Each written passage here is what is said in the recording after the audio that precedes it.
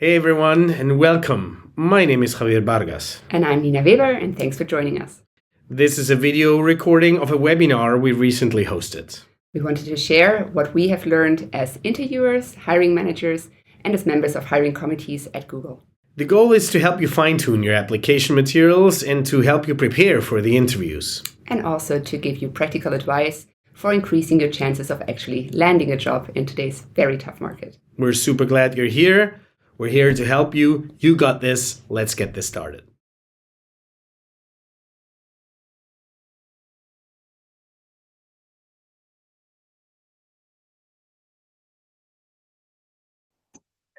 Okay, so right now, if you're in this call, it's likely that you are on the job market. Either you have been laid off and you have no job, or you have a job, but you find a new one because like for development or other reasons, and you have realized by now that the market is really difficult. It's really difficult to get interviews. It's difficult to get hired. And that has a reason. The most important reason is that a lot of companies in tech have done a lot of multiple rounds of layoffs and have flooded the market in tech with people that were laid off.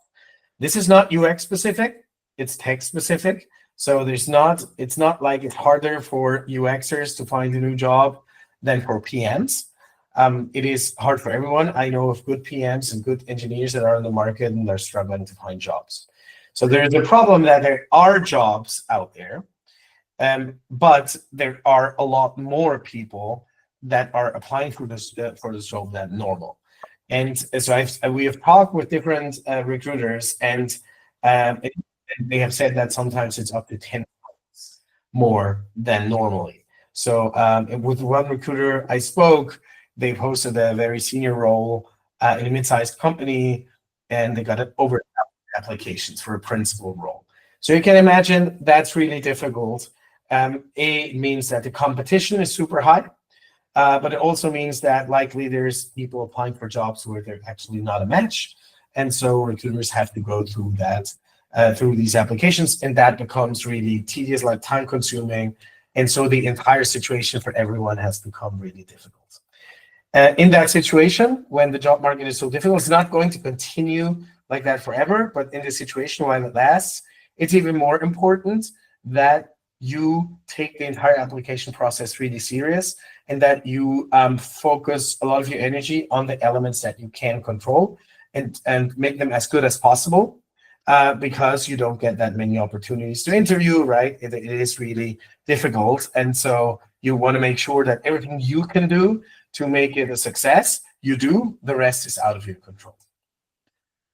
So if you think about like who is the most important person you address your application to, who do you design your CV and portfolio for, the stuff you sent in? Put it in the chat. What do you think? Hiring manager, AI, recruiter, hiring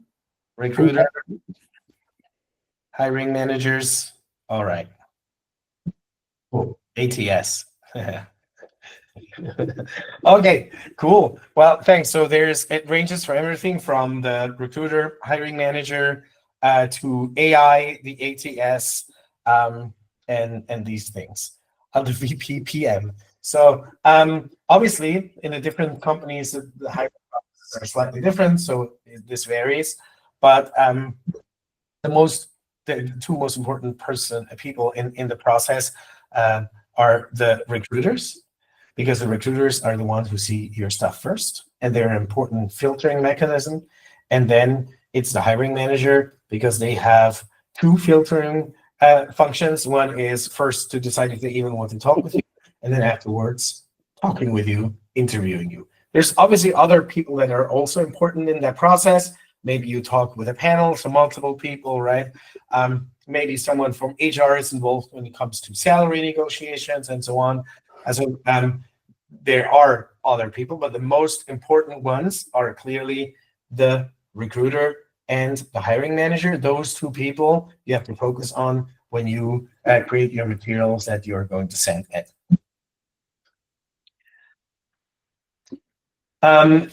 So now that you are in this market, in this difficult market, and there's a couple of recommendations we have regarding your mindset and how you approach this entire situation. It's important that you diversify your applications, that you send in applications, as many jobs as possible that are a match to your profile. You should not flood the market with your profile to whatever job it is, right? If it's a director role and you're a junior designer, you shouldn't be applying for it. The same thing, if you're really senior, you shouldn't be applying for an internship. So that is obviously not helpful.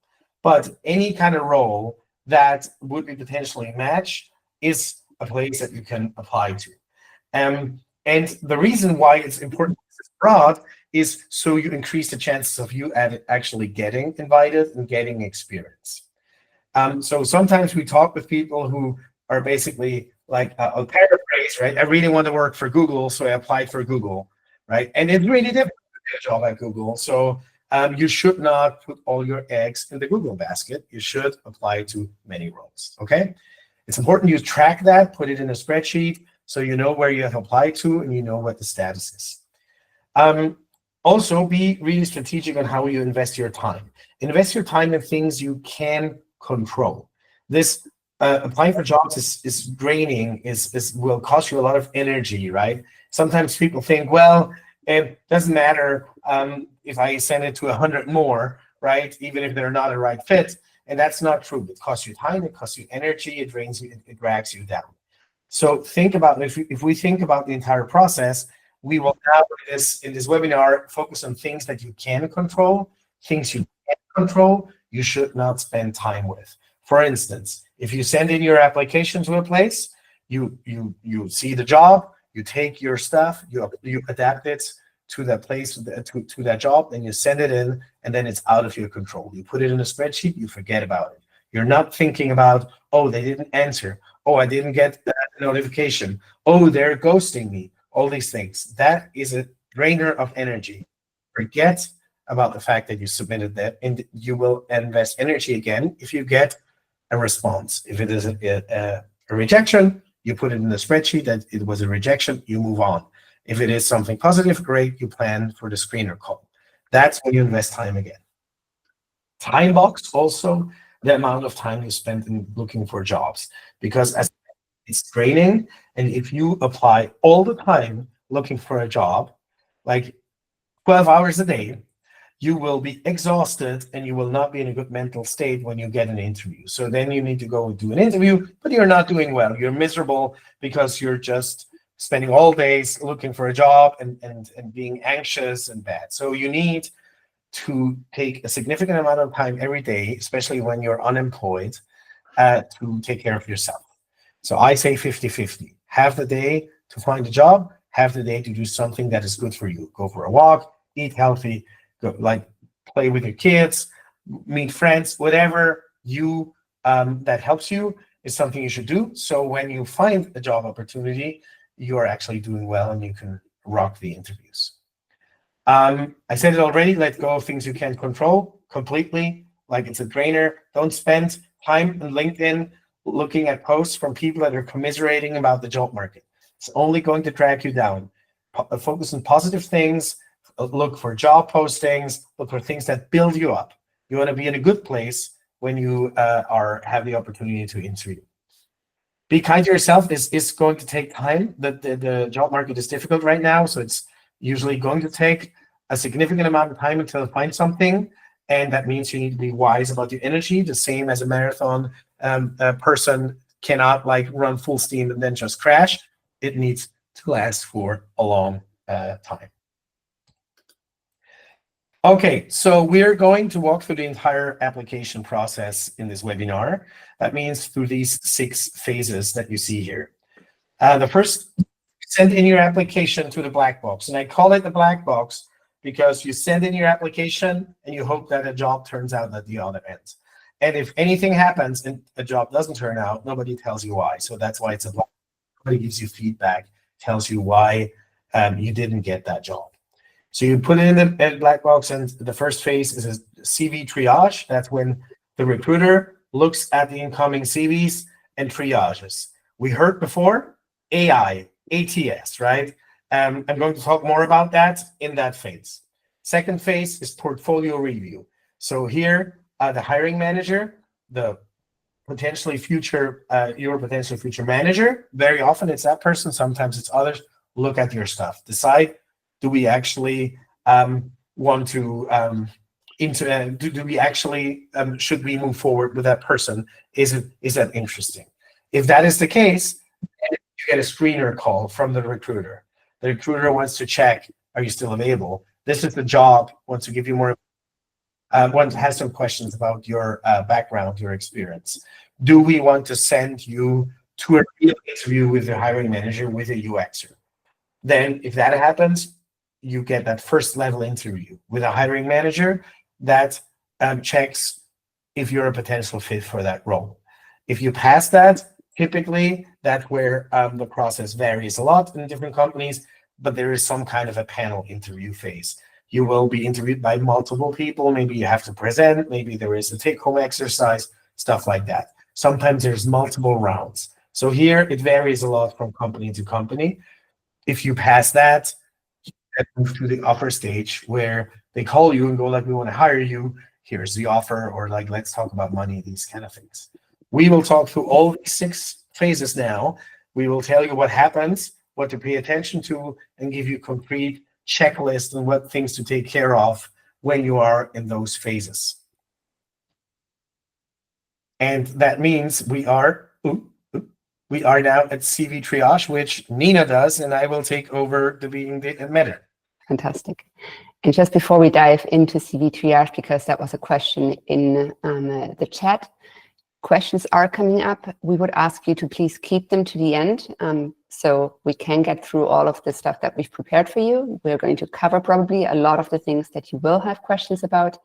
If you do have questions, though, please put them in the Q&A feature. Somebody suggested it's a really good idea. You find that there are those little icons, the triangle, the circle, and the square thingy. If you click on that, there's a QA feature. Pop your questions there, and we'll take them in the end if we have time left over. Thanks for understanding. Cool. So as Javier said, we're going to talk about CV Triage first. That's that step right after you submit your application, where a recruiter is going to look at all the applications that are coming in. And as Javier said, in the current market, that means there can be hundreds and thousands of applications that are coming in for a single role that those recruiters have to sift through. So let's understand who is looking at that, what their mindset is, and what they're looking for. All right. So first, a question to the chat again. What would you say a good CV looks like?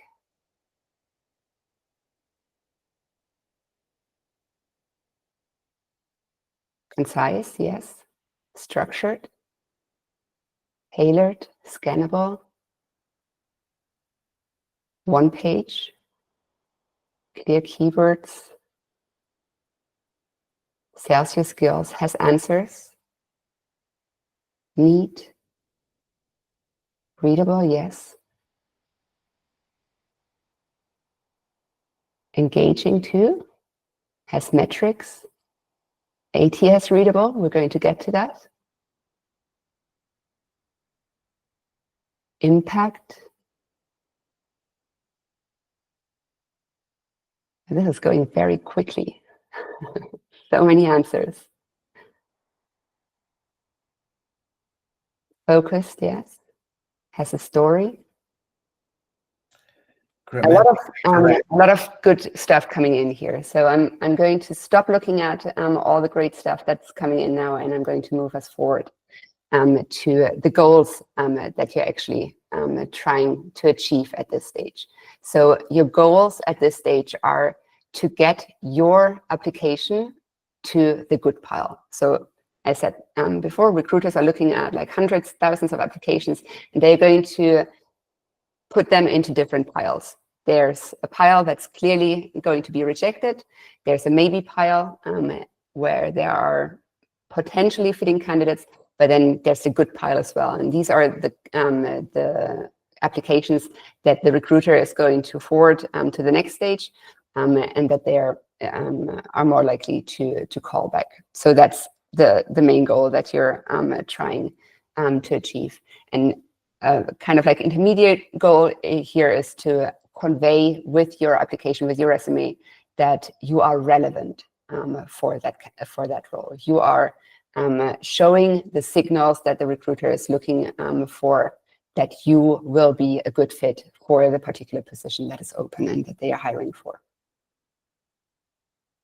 So going back to who your audience is at this stage and what the design constraints are that you're dealing with preparing your application. So as there were a lot of answers before, or not a lot, but like some, when Javier asked who your audience is in this process, that said ATS is your audience. And we weren't really super versed around ATS when we first started looking into this, because we never dealt with ATS in our roles as hiring managers or on hiring committees. So we talked with a lot of recruiters in our network to find out more about what ATS actually are and how they're used. And so the short answer is ATS is not your audience. ATS is something that helps recruiters to sift through stuff and store information about candidates, but the people or the instances that are looking at your resume and your portfolio are human beings. So you should keep that in mind when you're designing your resumes. You're designing for human beings. So again, as Javier said, right now there are way less openings, and you keep that in mind as well. There were a lot of answers already also about like what makes a good resume: concise, structured, legible, and again, as I said, it shows signal that you're relevant. There are also, as Javier said, a lot of non-relevant applications coming in. That's a problem as well. So that is why the not good pile, the pile that's going to be rejected, is ever growing, and you need to make sure that you're not by accident falling into that pile. And so when we talk to those recruiters, also like one thing that they told us is that it's basically like going through your stream on Instagram. Like they have 5 to 10 seconds to make a decision on whether they're going to swipe left or right, whether they're going to take a closer look at your resume. And they are only going to look at the first page. If the first page doesn't already tell them this is a good candidate, they're not going to bother looking at a second page. So all the important information that tells them that, yes, this is a candidate that is relevant for this position must be clearly visible within 5 to 10 seconds on the first page. And then one thing to keep in mind as well is you're talking to a recruiter here, not to a UX professional. So they have some knowledge around UX roles. They understand some jargon, but not really heavy jargon. So make sure that what you're putting in your resume is understandable to somebody who's not a UX professional as well. Okay, so how to make your CV stand out. The first step in this process is to really understand your own profile, who you are as a UX professional.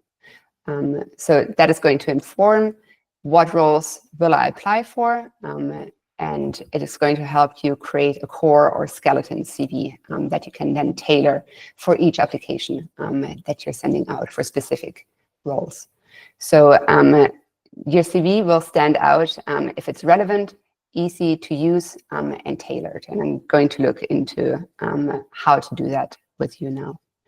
So as I said already, you want to boil down your key information to the first page. Your CV can have a second page if you have a lot of experience and like publications or something like that needs to go in there as well. But your first page needs to contain all of the information that screams relevance at the recruiter.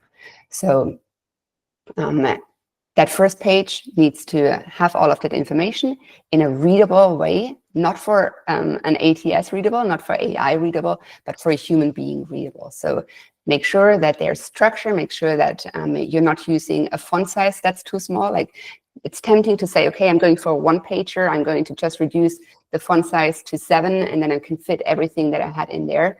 That's not the idea. You want to reduce to the relevant information. And again, I'm going to show you how in a bit, but you still want to make sure that the CV is readable, legible, attractive to a human recruiter who's looking at that.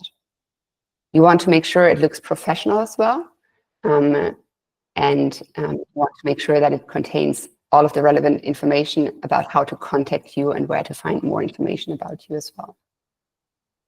Again, ATS is not the audience. There are services out there that are going to sell you, like, give me your CV and I'm going to make it ATS readable. That's nonsense. That's a waste of your money. Do not fall for that. Make sure that the CV contains all of the information that needs to be there. Make sure that it's structured well, so it has like all of the different sections where all the information can be found, and that's enough. That is going to make sure that your information is picked up correctly, and it will be looked at by recruiters. Really important is that you don't only understand what your profile is, but also the profile that the role is describing. So understand role descriptions, understand role requirements, and don't just look for the title. Like, don't apply for a role that sounds good in title, but apply for the role that sounds right and fitting for your profile in terms of experience asked for, in terms of skills asked for, that matches to your profile. And then you want to tailor your CV. You want to make sure that the CV that you send in clearly highlights how your experience and how your skills cover and match the requirements in the role. And when we say match, we mean 50 to 70%. This is especially something that women tend to be over careful for and like apply only if they tick all of the boxes. That's not what recruiters or hiring managers even expect. Obviously, they would love someone who has all of those things, but they know realistically they're going to get someone who fits like 50 to 70%, and that's fine. It's totally expected that there are going to be gaps, as long as you have a plan that you can voice about how you're going to fill those gaps, how you're going to get to the 100%, you're good. You don't need to worry about having all of that under your hood at the time when you apply already. One thing that's really important is that you adjust the language in that tailored CV. So if a requirement sounds different from like what you have in your skeleton CV, but it's essentially the same, do a Control F and replace, and just use the language that's in the requirement. So it's super hard for the recruiter not to see that you match and that you have relevant experience. The same goes for job titles. If you held a position that was a product designer, for example, before, and they are looking for an interaction designer, change your title in the previous role to interaction designer, so it's obvious that you have relevant experience. If you're living in a country where you need to use the title that you held, there are a couple of them, you can work around that by saying working as. So I was a product designer, but I was working as an interaction designer in the title. That's fine. Then for following up, and Javier talked about like being smart and time boxing and not wasting energy. And I think there were a couple of questions in the chat as well about following up. If there is an easy to find option with the opening for contacting a recruiter, do reach out in a meaningful way. In a meaningful way means not just saying, hey, I'm interested, or I'm this and that person and hire me, I'm great, but having a clear, concise summary about how you match the role and the opening and reaching out that way. That way, you're leaving an impression with a recruiter that tells them this person is actually making my job easier for me, like they're telling me how they are fit, rather than they're just like wasting my time by doing something that doesn't really add value. If it's not easy to contact a recruiter, if you would have to spend time to kind of like find out who they are, what their contact options are, they do not want to be contacted, they don't expect to be contacted, And they probably also don't have a process in place for you to benefit from contacting them. So, for example, like when I was still at Google, I oftentimes got pings from people on LinkedIn that told me they are interested in a particular position and I should refer them. Referrals are really, really, really a good way to stand out, again, if they are meaningful. If the person who refers you, who works at the company already can say, I know that person and their work, so we should really hire them because they are doing X, Y, Z in a really fantastic way. That's a really important signal to a recruiter to hire you. But if I don't know you and if I don't know your work, I can't tell them anything but that person found me on LinkedIn and like think we should hire them. That's not going to help the recruiter make a decision on you. So you're wasting everybody's time there. If you want to get referrals, invest in networking. Make sure that you figure out, is there somebody in my network already that works at the company that is having that job opening? And if you do, reach out to them again, only if they can actually talk to your work. This is something that you need to invest time in beforehand. You need to build that relationship. You need to make sure that they actually see your work and can speak to it for it to be meaningful. Okay, let me move to the next slide, actually. So here's the checklist, and I think I talked to a lot of this, so we're just going to go through it very quickly. Make sure that there are contact options in there and make sure that they look professional. So you want to have an email address that's not, I don't know, cool dude 72, but something that has your name in a non-weird way in there. You want to have links to relevant websites like LinkedIn, but definitely to your portfolio if you have one, easy to find. That's, again, something that recruiters are not going to invest time in. And you want to make sure that you have a professional summary. I'm going to walk through an example CV in a moment, and you're going to see a lot of that. Obviously, your professional experience needs to be in there. Your skills should be listed. Again, that's skills that you bring to the job that are relevant.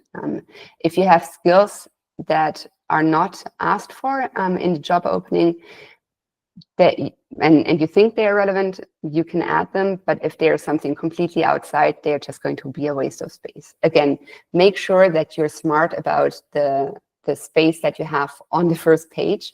Don't waste it on stuff that you have, but that doesn't really bear any relevance to the job opening. You will have better use for that space. Something that's really important is location and visa situations. So before, there was much more openness from employers to help potential employees with obtaining a visa if they were a good fit. Right now, because there are so many candidates on the market, they just don't need to do that much anymore. And if you do need a visa, that's something that should be on there and clearly visible. If you try to hide that, it's not going to work. Like you're not going to go through it anyways. The same for location. If they are specifying a specific situation with a job opening and you live at the other end of the country, don't hope that they're going to overlook that. Again, you're wasting their time. Apply for relevant jobs. If you're open to relocating from the other end of the country, that needs to go on your resume with your location. Clearly state where you are located and whether you're willing to relocate and whether you have a need for help with a visa. Education information, publications, languages, anything that you list here should be something that you're comfortable talking about in an interview situation, though. Don't try and kind of like polish your CV by adding stuff that you don't really hold. It's going to come out, and again, it's not going to make you look good or be successful. And then the most important part about the resume is proofread it. Proofread it and then proofread it again, and then give it to a friend to proofread it, and then give it to more people to proofread it. Like, this is, again, your shot at standing out, and you're not going to stand out if you overlook embarrassing, unnecessary mistakes, typos or whatever. So that's really, really important. Cool. I also have recently done an interview with a recruiter about the topic of ATS and how it's used in the interviewing process. You'll find that on this link on YouTube, or also if you go to my LinkedIn profile, that was posted recently. So have a look. It's a really interesting conversation with a very, very experienced recruiter. We all know that the job market and that was not supposed to happen. But now you hear what I sound like on YouTube as well. We're going to go have a quick look at my resume, actually, as an example of what a one-pager can look like, even if you have a lot of experience. Okay, so this is actually what it looks like at a very zoomed out view. It's a one-pager, just to state that here. I have 20 years of experience, but you managed to put that into a one-pager if you reduce to the relevant bits. And again, the relevant bits are the things that translate to the opening, that match what they are looking for. So the first piece of that is who you are. Again, there's the contact information, etc., and all of that needs to be up to date and correct. And it's actually surprising how often typos happen in something like a phone number or an email address. And that means no matter how good your CV is, if you don't proofread it, you're not going to be contacted by the recruiter.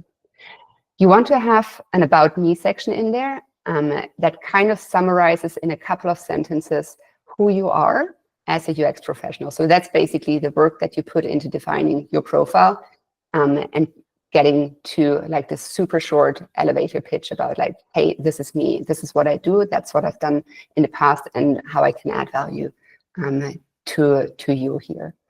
Again, the note about titles, your title here should match the title in the opening.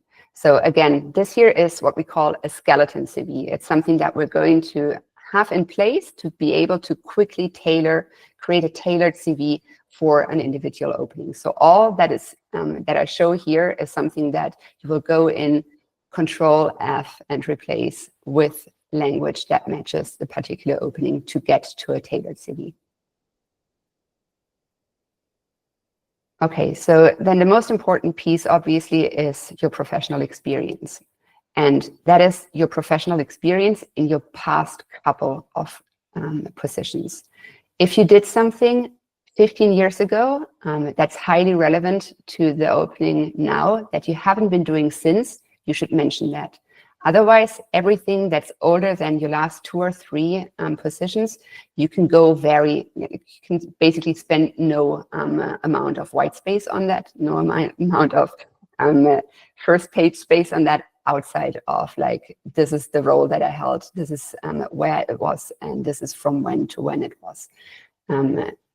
Focus the detail on your last 3 positions and work out what it was that you did in principle, rather than going into the details or the specifics of what you did there.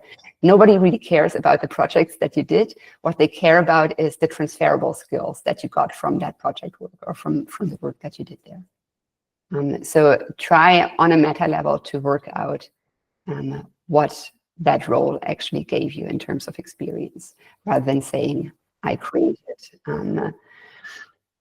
blah, blah, blah, describe what that was that you could replicate at the current position. Okay, and then as I said, skills, languages, any trainings or certification that you did in the meantime, and then education. Education, especially for people with more experience, becomes less important. Obviously, if you're fresh out of uni, your education is going to be more relevant and will be expected to be more emphasized and more visible in your CV as well. And then, as I said, like, we're aiming for having a one-pager. If you need a second page because you have like 20, 30 years of experience and held a lot of different roles, it's fine to go on a second page with that, but make sure that all the relevant information, all the important information that says this candidate is a good fit for this particular role is on the first page, and a recruiter can find it within the first 5 to 10 seconds. And with that, I hand it over to Javier again.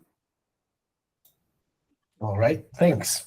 So you've created your perfect CV, one or maximum two-pager, without typos and all the important stuff in there. I know there's a lot of questions in the chat. Some I tried to answer, but it's just too much to do it all in parallel. You also are often requested to send in a portfolio, a work portfolio that shows what you did. So this is the next stage, and we're going to go through that. So here, the most important audience is the hiring manager. It's not like the recruiter will not look at your portfolio. They might, but they're not UXers. They might have gotten a couple of hints from the hiring manager what to pay attention to, but they're not going to do the deep analysis that the hiring manager is going to do. So that's why the hiring manager is the most important audience. What goes into your portfolio? Want to share in the chat? What do you think goes in there?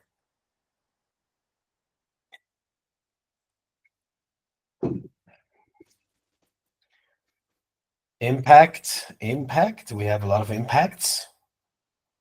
1 or 2 relevant projects, 3 or 4. Process. Deliverables. Process, projects. Star. Your story. Process and results. 3 to 5 work examples. Okay, we have a good breadth here of different things that are important for the portfolio, and I'm going to walk through that now. So at this stage, when you're at the stage where a hiring manager looks at your portfolio, your goal is to get invited to an interview, right? Based on your CV, which has already been pre-screened by the recruiter, a hiring manager looks at your CV and then at your portfolio, at your work, and decides, is this a person I want to speak with? That means you're showcasing the most relevant experience and skills. You're showing that you understand the UX process to a potential future peer or manager that is looking at your portfolio. So the audience is the hiring manager. That's a UXer, typically a more senior UXer, because that's when they're a hiring manager. It's very rare that a junior person would actually look at your portfolio and decide. So we're talking here about senior and more. So typically, they at least 5 years of experience, often more. There's still a lot of competition here because the recruiter has reduced the pile to the good pile, but there's still a lot of people in there. And those are being sent to the hiring manager. The hiring manager looks at those and wants to do a pre-selection of people to speak with. So competition is still high. You will compete with people who have like different portfolios and have done it different ways. You want to make sure your portfolio stands out there. The hiring manager has not an hour to go through your portfolio. That will not happen. We're talking here about minutes. If you're lucky, maybe 5 minutes screening through your portfolio and understanding if you understand the UX process. That means that the portfolio shows your process, what you contributed to the projects, and that you're a UXer that understands the different phases of a UX process. Okay, so how do you need to go about making your portfolio represent you? A couple of things. One is to reduce it to the max. Cut the fluff, like focus on the most important things. I'll talk more about that. Then it should also be very easy to consume. Remember, you are a UXer. So you think about your end audience when you design something. Your end audience here is the hiring manager. The hiring manager has only 5 minutes to look at your stuff, decide if they want to speak with you. That means it needs to be very easy to use, to scroll through, to access, to understand your process. That means you're here communicating, you're applying your skills as a UXer to your portfolio to get this job opportunity, right? And that is basically the first time when you can do that to your future manager, where you can show your skills, okay? So it is an object that you should spend some time with getting right. It's also an object you don't have to change all the time. So once you have invested the time, you can reuse it for a longer period of time, which is a good thing. Portfolio checklist. And I say this on purpose because that's one of the mistakes I most often see. Your portfolio is not every project you have done in your life. Your portfolio is not 10 or 15 projects. And the reason for that being is not because those projects might not be great, they might be awesome, but the hiring manager is not going to look at 15 projects. We just said they have a couple of minutes. So they're going to look, if you're lucky, at 2 or 3, most likely at 1. So if you add 15 projects, that means you will have a very different projects, some that really represent you well, and some that not so well. Some are newer, some are older, some are better fleshed out, some less, right? And you might run into the thing that the hiring manager clicks at a project you're actually not that proud of, right? Just because you were trying to show off how many things you did. It's not helpful. A good portfolio can be one project only. If you have a really good case that shows the entire UX process that you did with all the stages, that was a success, that can show how you handled ambiguity, how you collaborated, and so on, everything a portfolio should have. It can be only one project. If you want to have 2 or 3, they should complement each other. They should show different things, not the same, because then what are they there for? But maybe you want to show that you work with different users. Maybe you worked for business, for enterprise products, but also consumer, right? Maybe you want to show that you worked on different platforms or like different problems, different areas like finance and health and whatever, right? If you can show that, that's maybe a good thing. You can have 2 to 3. Those 2 to 3 should all be well fleshed out and presented. So should not need to hope, oh, I hope the hiring manager clicks on the first one, right? You should be fine with them clicking on any of those because you know they're equally good, they represent you well. Over-index on real projects that involve real stakeholders where you collaborated and where you can show constraints. And I know that's specifically hard for junior people, but think about it. The portfolio is a place where you show that you know to navigate the UX process, and the UX process is not in a vacuum. It's not something you made up, right? It's not a case study you made up in your head. I have that a lot where people contact me like, I redesigned Google Maps. Will you hire me? And I'm like, no, like that's not impressive. You redesigned Google Maps in a vacuum, right? You ignore all the constraints that makes it really hard to work on Google Maps, right? So you didn't show me that you're a good designer. You just like show me that you don't understand the design process.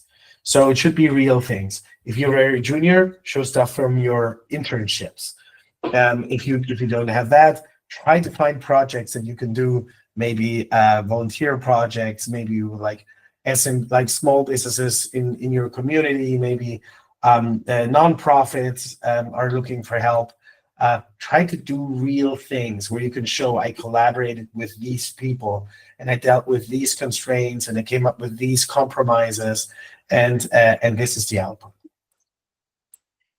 Important to explain the entire process, constraints, and reasons for changes. Sometimes I see portfolios that are basically just, I'll paraphrase a little, but they're basically just a collection of screenshots. That's not helpful. You want to give context, you want to show the process, you want to show everyone you collaborated with, the constraints you dealt with, why you chose one design over the other, the fact that you have actually explored different things. So that means all the phases. That's bullet point 4 here in the checklist. Include all phases. Problem statement, what were you looking at? What you were trying to solve? Research, what research was done? What research was existent about our users, about the problems? Then when you have the insights of the users, how did you move to explorations? Explore different solutions to that problem. If you're a designer, you should not come up with one solution and then implement that, right? I don't want to hire a designer like that.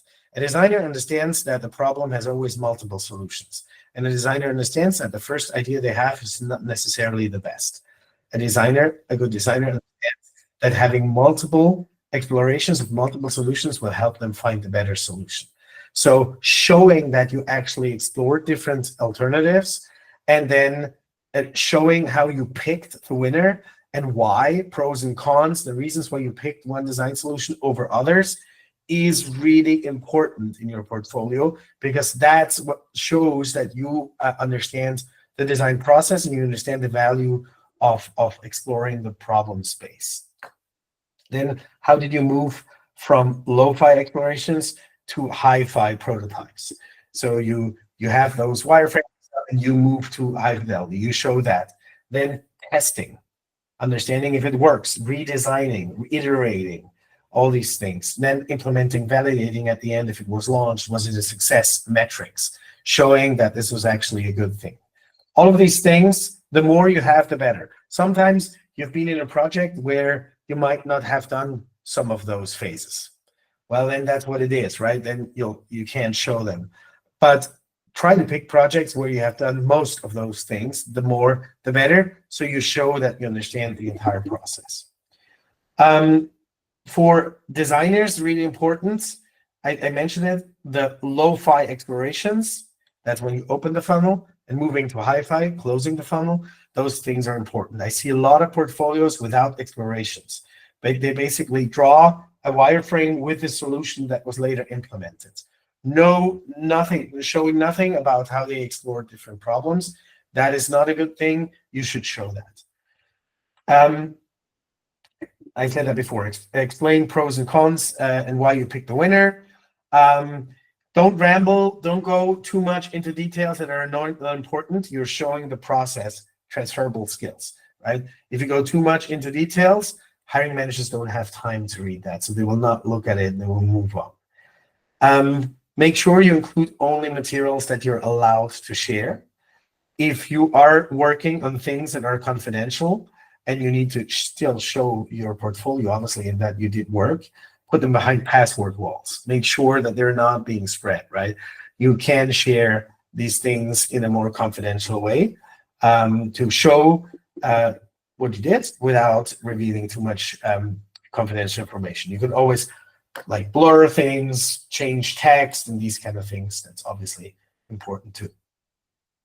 If you have any interactive parts, make sure they work. I have seen that multiple times. You have like click here on the prototype, then the prototype doesn't work. Doesn't make a good impression, right? If you want to have that stuff, good, then make sure it works. Also, a lot of questions we get is about the tool. On which tool should I do it? Should I do it on this tool or that tool? I heard only people get hired that created on Figma. That's all not true. The tool is not important. It is important that your portfolio is accessible and that it contains your most important work, that it shows the process, and that a hiring manager understands how to go through the flow of your story, right? So pick a tool that you're comfortable with. If you're good in Figma, you want to show in Figma, well, okay, most hiring managers will have an account and will be able to use it. But you can do it in slides and presentation. You can create a website, like whatever you think is best. Don't spend time learning a new tool. Instead, like put that time into creating a good portfolio. As long as hiring managers can go through it, that's the most important part. Okay, so here I'm going to do a portfolio walkthrough with a portfolio not from us, because we're not designers. No, Nina and I are researchers, so we don't have a design portfolio. But I'm going to walk through a design portfolio from a colleague of ours in Google, who's brilliant, and she gave us the okay to share her portfolio. And it's not a perfect portfolio, no perfect. It's perfect. I'm going to mention a couple of places where it could be better, but it's a really good one. So that portfolio was created in slides. So it's basically a PDF that is sent around. You see here in the beginning, she starts with a disclaimer, right? I have worked since 2010 at Google, done many things, right? This is one example, and I've anonymized a couple of things with Cupcake Ipsum to blur confidential stuff. So all good, set the stage. Then first page, summary. What is the goal? A redesign of an established internal tool to address some user pain points. What was her role? Describes her role, what she did in the project, gives an overview. And what was the impact of this? Like what came out? So users were faster, needed less time, and like they were happier with it. And you see here before and after. One screenshot of the tool before, one screenshot of the tool after. So this is a redesign project. You might show something that is not a redesign. It says from scratch, right? So you cannot before and after. It's not a problem. It's a different project that you're showing. And obviously that therefore a different process. After that, she says where we started, right? This is the tool that was existing, describes the tool, what it's here for, that it's inefficient, that people are constantly afraid of making mistakes. You see here 2 screenshots with numbers. The numbers describe more or less what the screenshot shows, not in detail, because that would be too deep. Like hiring manager doesn't have time to do that, but gives an overview, a feeling over, okay, this is a redesign. These like were the most important screens. That's where they started. Then they moved on to defining the user needs. So what they did is they traveled to Dublin. They shadowed users using the product to understand how they were using it. Then they did one-on-one interviews to learn about the pain points, the things that needed to be fixed. So great stuff. Research, right? I said before, problem statement, now research, figuring out the user needs. With that, they did a design sprint. So they came together with a couple of people working on this, with users, and they did wireframing and explored different things. A hiring manager knows what a design sprint is. They want to know that you know how to do a design sprint. So you show it here. A couple of photos, a wireframe, not more, explaining what you did. Here, in this case, what I like, she also puts in a quote from a stakeholder who did that design sprint and explains why this was super valuable. Moves on, based on the research and design sprint, okay, that we need a new information architecture for this tool that supports people, power users that are doing things over and over again, explains what the key reasoning is for that and what the key advantages is of this new mental model that they created for this application. Excuse me, I'm a little sick, so still some coughing around. Then moves to wireframes. Wireframes, you see here, that's one of the spots where I think she could have done more, which is showing more exploration, right? Shows before the information architecture, and here goes to rough wireframes. How could that look like? What she doesn't do is show, like, here's 3 different ways that we could have solved it. This has this advantage, this has this advantage, and so on, and this is what we picked. So that is a shortcoming of this portfolio. Then they did user workshops with those wireframes, with the ideas to exploring, with different users during week, like showed the different wireframes, like and discussed, and based on this, did edits on the concepts to make them better before something was implemented. So that's a good thing. Here again, a quote about someone that said this was great. Here you're showing that they're not implementing your idea and then going into like end user testing, but you're iterating your ideas beforehand, which is a key concept of UX, iteration. And then when that was done, she did usability research. Like in this case, she did it even herself because she didn't have her researcher at hand. So ideally, if you work with researchers, someone else did that, then it's not a problem. You show that. I worked with a researcher and they tested that. That's not a problem. You're not expected to do all of that yourself. You're always working with other people. You're showing how you collaborate. Here she did it herself, did the test plan, prototypes, and so on, did the interviews, and then iterated. And here she shows I created the output, the final output was a design spec, a document explaining exactly how this needs to be designed, high fidelity mocks, which could be implemented by the engineering team. And so based on the entire flow, that was the output, which was then launched. There was some post-launch polish. They looked at the CUJs, did some screenings, improved some things, did accessibility audits to fix it. They called it pixel pushing parties, which I think is funny, and then improved it further. In these are the screens. So here she walks through those screens in detail with arrows, explain different elements, what they're here for, and why these things were done. I'm not going to go through the details here.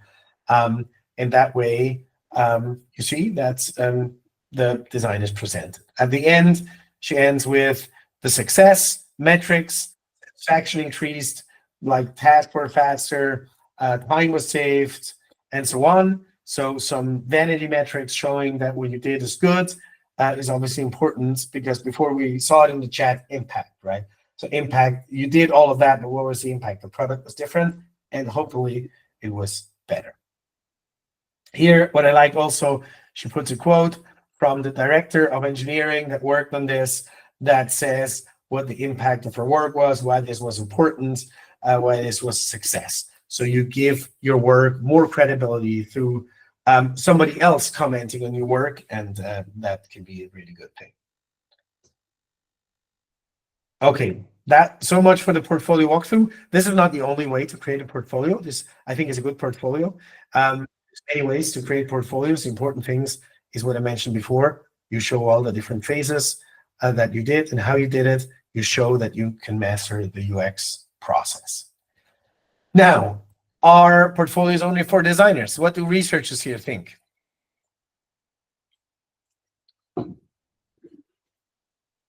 Any professional could have one. UX writers too, exactly. Managers too. Yeah. So that's right. Portfolios are not only for designers. I need to say that traditionally, for research, it was the portfolios were not asked for in the initial phase. So you would apply with a CV, and then based on this, you would be having a phone screener, and then later on, when you get to a panel interview, you present your work, your portfolio. So it was at a later stage where you would actually have to show stuff you did. That changed a little right now. There are companies asking for portfolios from researchers at the early stages, also from writers, managers. Before there were questions about manager portfolios too. It is what it is. We can't change that, right? The employers right now have the upper hand, so they can choose what they ask you for. And they seem to believe that having the portfolio at that stage helps them to triage better into who should be then invite for a phone interview or not. That it is what it is. You have, if you were a researcher, you had to show your work anyway, present it in a later stage. So now you need to beef it up and present it in a way where somebody can walk through it without the voiceover. So that's all. So you need to create that. For a researcher, it's the same as for a designer. You show the research process. So you show that you know all phases, right? Understanding the research question, picking the right methods, planning, conducting, analyzing, reporting, impact. Okay, all these phases need to be shown. The same as a designer needs to show they master the UX process. How do you demonstrate experience as a new grad? I talked about it before. Hopefully you have internships. Show internship stuff. If you don't, try to work as a UX designer in voluntary projects where you can get real experience, hands-on experience. Making up stuff, doing like these thought exercises is not going to help you to secure a job. I think that's not a good way to invest your time. I know some people are doing it. I'm not sure if it's completely worthless or almost worthless, but I have rarely seen this to be helpful in the process. So if you can get to a real project, even if you weren't paid for that, that is going to be more helpful. Internships are also often not paid. I'm not advocating here for free work, but if you need to show that you can master skills, then show it. Some people have university projects that they did with real clients. And if you have that, you can show that too, obviously, absolutely. It's just the made up stuff that is the problem, because there you're really operating in a vacuum that is not very helpful. All right. My voice gets a little rest, and I'm handing it over to Nina. Fantastic. I'm going to try and make this brief though, because I think we have a ton of really good questions in the Q&A section as well. So we should definitely try and get to that as well. Okay, so I am going to talk about the next phase in the process, which is when hopefully you manage to land in the good section with both your resume and the portfolio, and you get a recruiter to call you back. So at that phase, what you're actually trying to accomplish, we're actually going to talk about this in a bit. there's a question first. But so what you're doing with a recruiter at this point is you have an opportunity to check in on the expectations on both sides. So align on whether the job is actually one that you want, and for the recruiter to check, whether you are actually representing what they read out of your resume and your portfolio. So aside from that, what do you think screening interviews are used for? Share in the chat, please.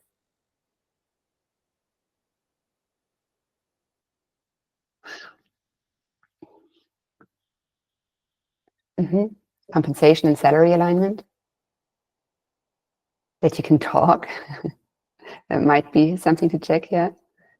Making sure that you actually meet the criteria. Good fit, visa alignment, level alignment, cultural fit I saw before as well. Yeah.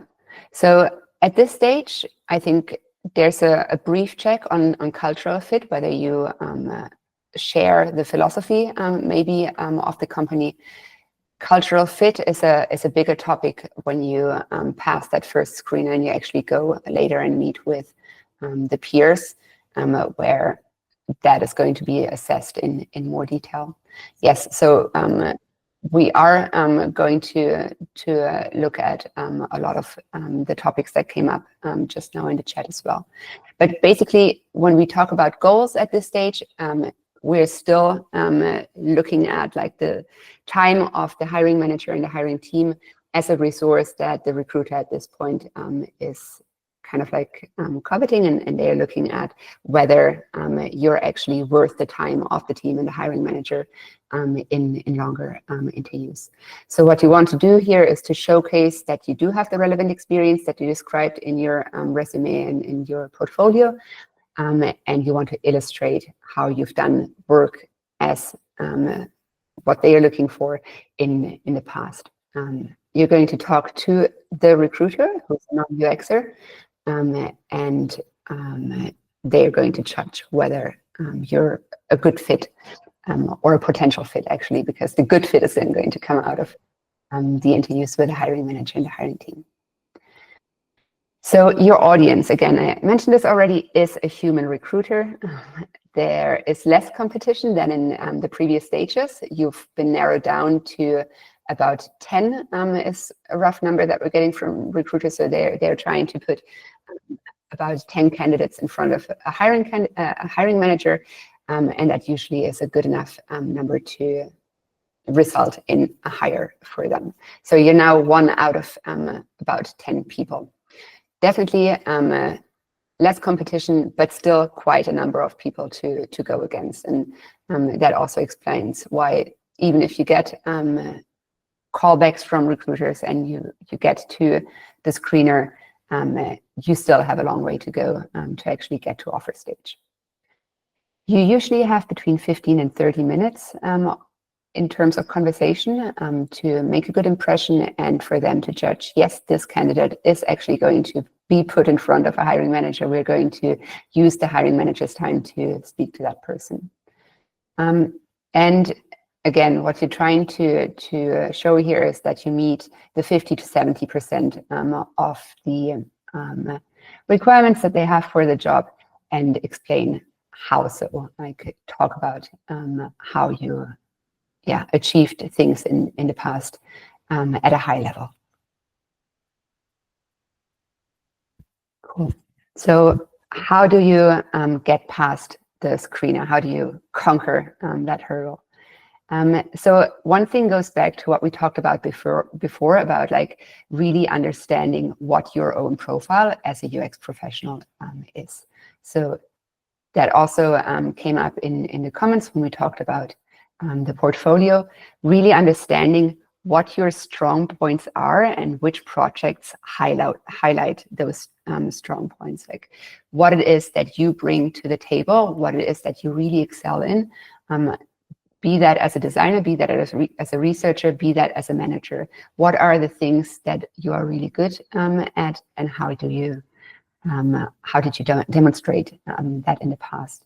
So activate your memory, think about that, and prepare stories, anecdotes that highlight how you do that, and practice those anecdotes. Be able to really talk about them, again, as Javier said, without starting to ramble about them. Have a clear, concise narrative about who you are and how you brought value to your past teams. You want to focus on what the goals were in those projects or teams that you talk about, what your role was, what your own contribution to the problem or to the solution was, how you collaborated, who you collaborated with. You want to talk about like constraints that there were, challenges, and how you got within those challenges and constraints to a solution. You can also talk about like other stuff that came up in a way that's also really interesting to see there, like how you operate again in real life with your constraints. It's always good to be able to quantify what you did. Think about what success metrics were applied back then, but also like if it's not quantifiable, still success metrics are really important, even if they are softer metrics. So be able to talk about like what impact you had, what difference you made in that way as well. And then also think about how you would do things differently. For example, looking back, what you learned, what you would how you would do things even better in the future. A really good format for this conversation to practice is the STAR framework. So thinking about like what was the S, the situation, what was T, the tasks, what were A, the actions that I took, and what was R, the result of all of this. So STAR framework, overused, but really helpful to kind of like think about and structuring your responses in this kind of interview situation, screener situation. Very briefly, the screening interview checklist, super important, and further down the line, this is going to get more important. You want to do your homework in terms of research about the company and about the people that you're talking to. So know how your profile again aligns with the profile of the company.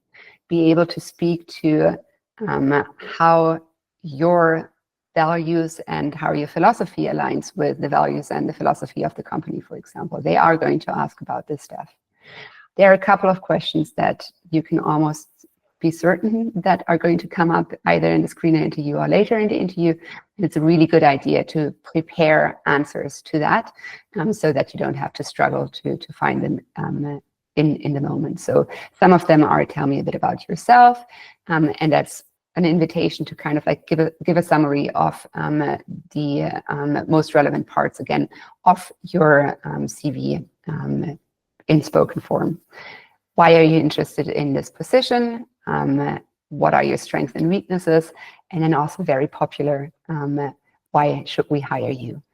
And with all of those questions, what you want to think about is what are their needs, right? Look at them as your users, so to speak. So if they are the users, how am I the solution? What am I bringing in terms of skills and experience that they need, and frame your answers around that. Highlight what is unique about you, and that doesn't mean you have to be the only person, but think about like how you are different from other designers, for example, what you have a lot of experience with, what your previous peers and managers called out about you in terms of like, this is something that you really excel in doing, and how can that help, again, with regards to the problems that they are trying to solve. And that obviously also means you can ask questions in the interview, in the screener, about like the role and why exactly that role exists and what it's trying to solve. Always, again, going back to the anecdotes, try and use simple stories and share examples that are easy to picture. That's much more memorable and much more impressive if you're in that situation. Show that you're a team player, and show, like, have again anecdotes about how you how you did that in the past.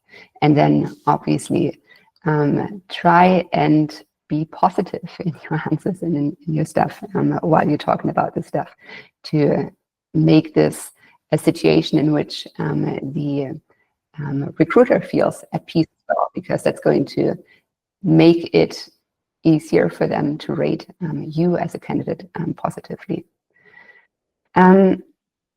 Yeah, prepare your own questions as well. You will be asked about this. Like you're going to be asked a lot of questions, but you should also not forget that this is your opportunity to figure out, is this really a job that I want? Is this a job that's an improvement over my past job, for example, or am I going to land in the same stuff? Understand, for example, like how your role fits into the org structure, what your growth potential is in this role, etc. Like this is something that a recruiter can talk to in some capacity already. So use that opportunity there as well. Choose a quiet room and a quiet environment where you're not going to be disturbed. Make sure that your technical setup is working, which it probably is going to be an online experience, and that you have stable internet. That is actually a really bad experience for the other side if you're either interrupted or if your internet breaks down and stuff doesn't work anymore. Most importantly, though, remember that you're talking to a person here who has a job that they are trying to achieve, because that helps you, not be so pressured in the situation, right? Like this is just a work situation for that person, but also seeing them as a person is going to make you more human in the situation. And the really unfair part about everything that comes from the screening interview downwards is basically that the more relaxed you are, the better you are at interviewing. And interviewing is a skill that's almost more important than your actual hard skills in your job at this phase. Somebody who interviews well has a really good chance of landing a job that they are not qualified for, compared to somebody who's really qualified but interviews really poorly.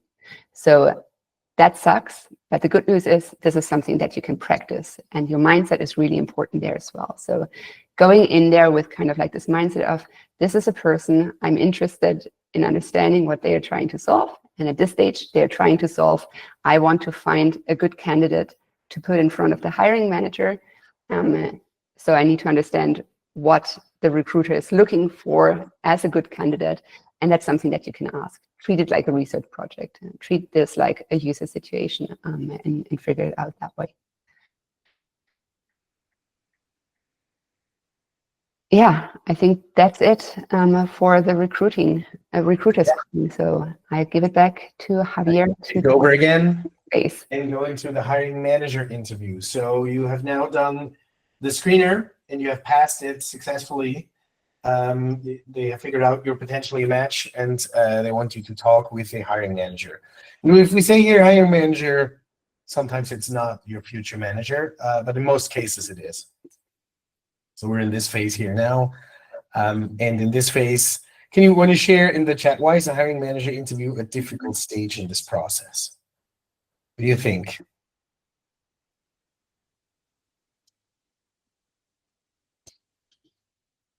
It is not. It's not difficult. It's an easy.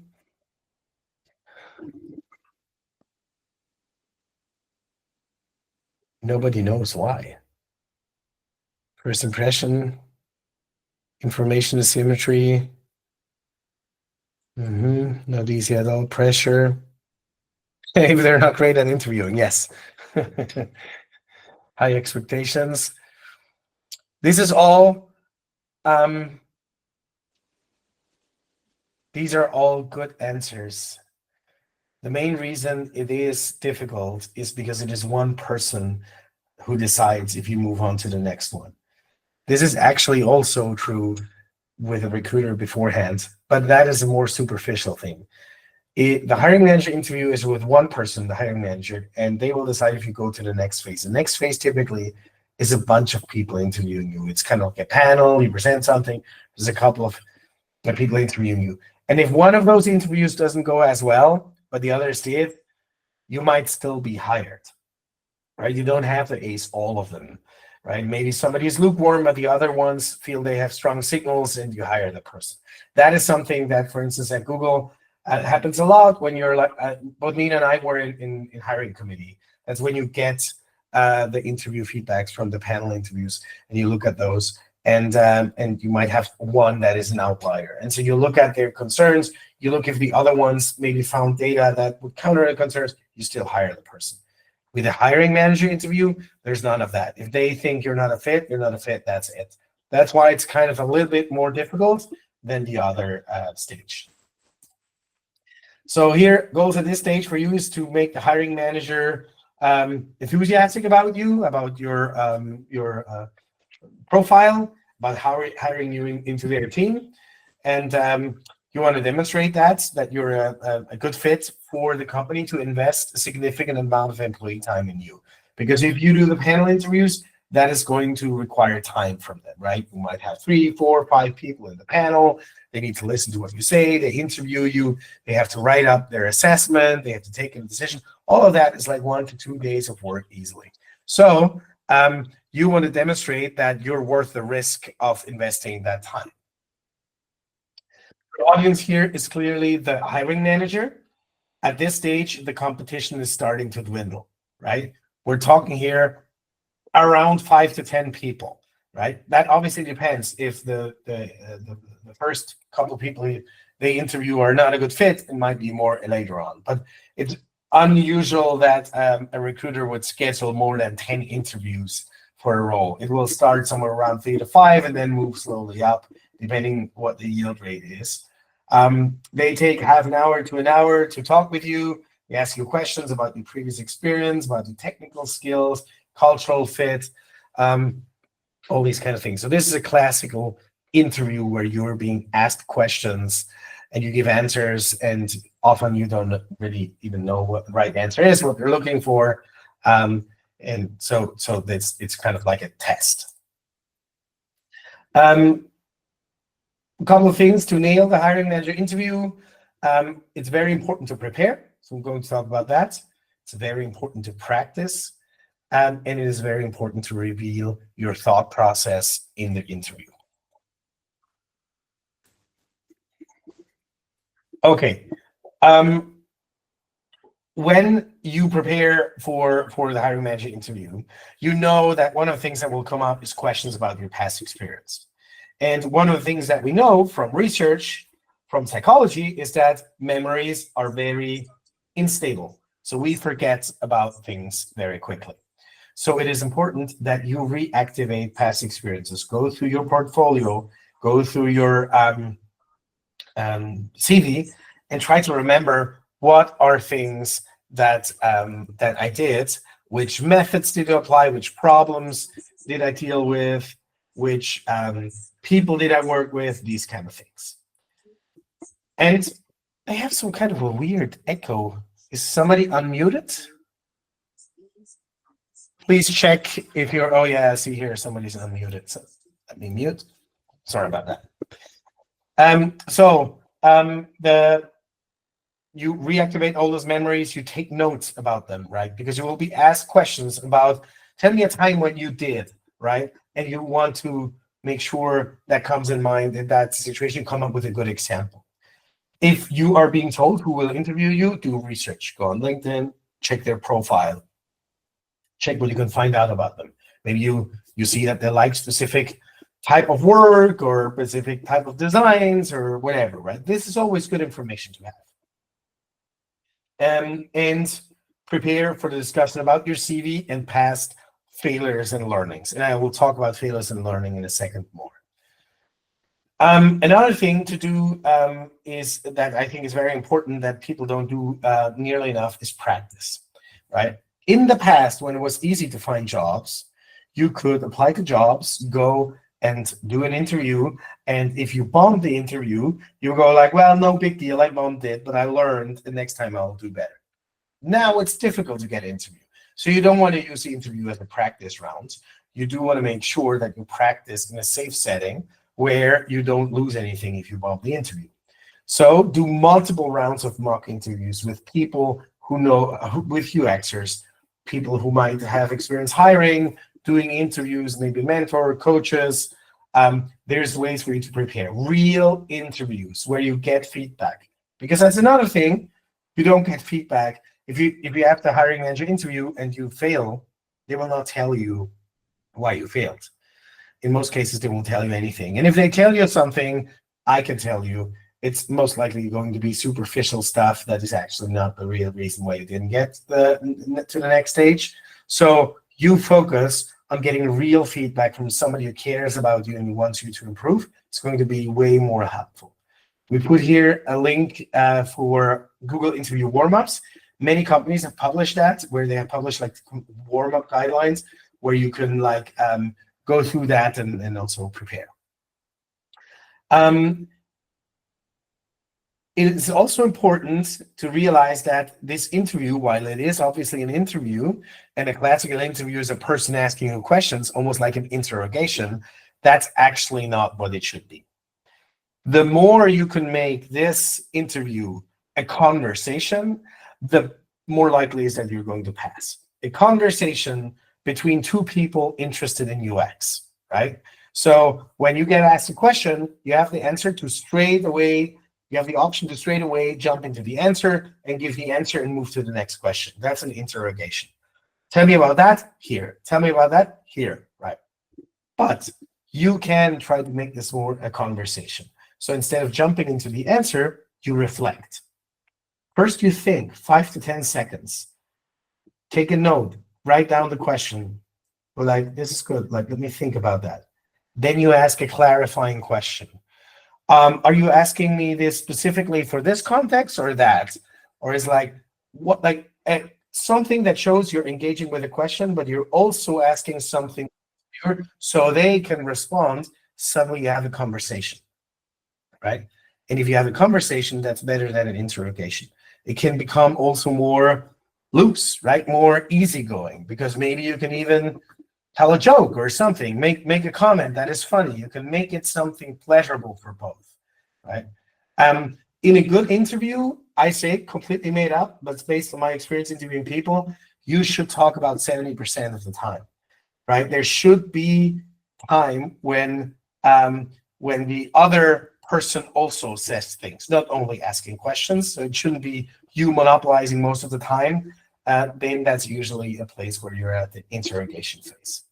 That means thinking out loud and stating assumptions is also a good thing, right? I remember when I was interviewed for Google, somebody asked me, I was asked something about how would you do that research? And then I said, how would it plan? And then it was like, how would you do that research if you have only 2 weeks? And then I said, oh, 2 weeks. Well, then I wouldn't be able to recruit these kind of people. But maybe I could replace them with someone else, or I could do a survey. And they say, good. I like that. Yes. What are alternatives you can do? And suddenly we had a conversation about different things I could do, right? And that was it was an interesting moment, because suddenly we were 2 researchers talking with each other instead of a candidate that wants a job and an interviewer. Couple of things for the screening interview, for the screening, for that we forgot to change the title there, for the hiring manager interview. Research a little bit about the UX team of that company. Maybe you find something. Also about the company, obviously, but also a little bit, is there anything known about their research, about their UX team? Maybe you can find a couple of UXers who work there. Maybe you even know one of them and you trust them, so you can ask them about insider information, things for you to help you prepare. Research the interviewer, I said that before. Create a list of experiences and projects where you made mistakes and learnings is an important thing. So you will be asked in pretty much all the interviews, tell me about a situation where you screwed up, what happened, and what did you learn out of that? That's a standard question. Everybody asks that. And to prepare for that, go through past experiences and write up things where you screwed up. No matter what it was, just write it up. and then rate it on a 10-point scale. 1 was, it was a nothing burger, not important, just a very small mistake. 10, the house was on fire, an awful mistake, okay? So you rate all of those, and you pick the ones that are in the middle, between 4 and 6, okay? Because you do not want to share a nothing burger. Because if you're like, they ask you, oh, tell me about a mistake and what you learned out of that. And you go like, I presented in front of the VP and suddenly I realized I had a typo and I was so embarrassed. And so in the future, I started just like proofreading my decks more, right? That is not a good example because it's not an important mistake, right? But you can also not say, oh, in this research, I did research with kids and I recorded it on a non-encrypted drive and then I lost it on the subway, right? And then we were sued. That's also not something you want to say because then they will not hire you. So you need to be in the middle. Something that wasn't a mistake, there was a consequence, but it was not the end of the world. An example would be, I was asked to do research for this, and I took it and I started doing it, and I did it. It was good. And then when I came back to the stakeholders, they said, oh no, like we no longer need that. And then I realized, oh man, I never included them in the process. There was no opportunity for them to tell me they don't need that anymore. And now I did these 3 weeks of research for nothing. That's not cool, right? 3 weeks of loss, but it's not the end of the world. And now what did you learn? Oh, now in the future, I involve stakeholders at all stages, and I always get feedback. I always make sure they know what's happening, so we have enough opportunity to change course if needed. Okay. Then prepare your own questions. Nina said that before. Have a set of questions, things you want to know, right? You don't. Obviously, you want that job, but it's also you evaluating if you want them. So have a couple of good questions prepared about the culture, how they work, what would be the most interesting challenges you work with, what is your future manager like, if it's not them, or if it's them, because they're like, how are you as a manager? Would you recommend yourself as a manager? I was asked that. I did like that. And very important here, record your interview. Record your interview always. With a phone or with anything, you record your interview so you can listen to it afterwards. Why? Because nobody's going to give you feedback about your interview. They're not going to tell you what you did well and not, right? They are asking you for your time to help them select a good person, because that's what you do. You help them select the right candidate, right? They give you nothing back in return. The least you can do is record that so you can analyze it afterwards, listen to it again. Side note, painful. Or you can give it to someone who is really experienced in interviewing and ask them to give feedback. I have done this already a couple of times where people shared the recording. I listened to it and said, like, here's where I think things went sideways. Here's what you need to improve. So that is an important thing, and I would do that always. Obviously, don't post it online. You delete it afterwards if you no longer need it. But it will be important for your learning process. Interview hygiene rules apply to the same as with the screener. Quiet room, stable internet. Make sure, like, this is often also a video call, right? Make sure you're just dressed decently, like you wear stuff, you're shaved, not like me now. So make sure you show that you are appreciating the opportunity to have that interview. All right. That was me. I give it back to you, Nina. That was you telling people to record. I did. I love it. Nina knows me so well. I always tell people to do stuff they shouldn't. Obviously, you record only yourself in this. And you, as Javier said, you're not posting this anywhere. You're deleting it afterwards. Okay. So we're going to talk a bit about the interview panel. And a lot of what applies for the screener interview and for the hiring manager interview applies also for the interview panel. So we're now at the second to last stage in the process. You're talking to other UXs. It can or cannot be the UX manager as part of the hiring manager as part of the panel. It most likely is future peers that are working on the same or in a similar cross-functional team that you are trying to convince about your fit for the role, both in technical and in cultural terms. So, question to the chat. What are your biggest concerns about interviewing with a panel, if you do have any?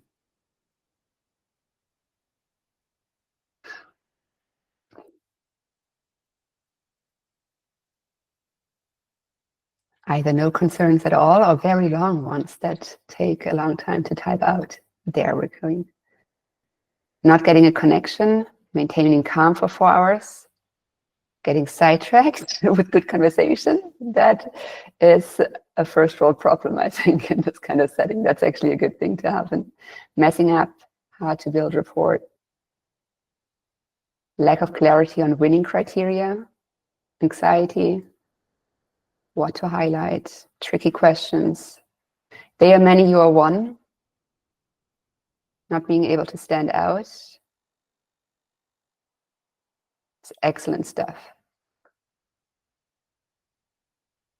Not having the time to think. Yeah, very relatable. Blanking. Okay, so we're going to talk a bit again about like what a good mindset, I think, to go in to the panel phase is going to be.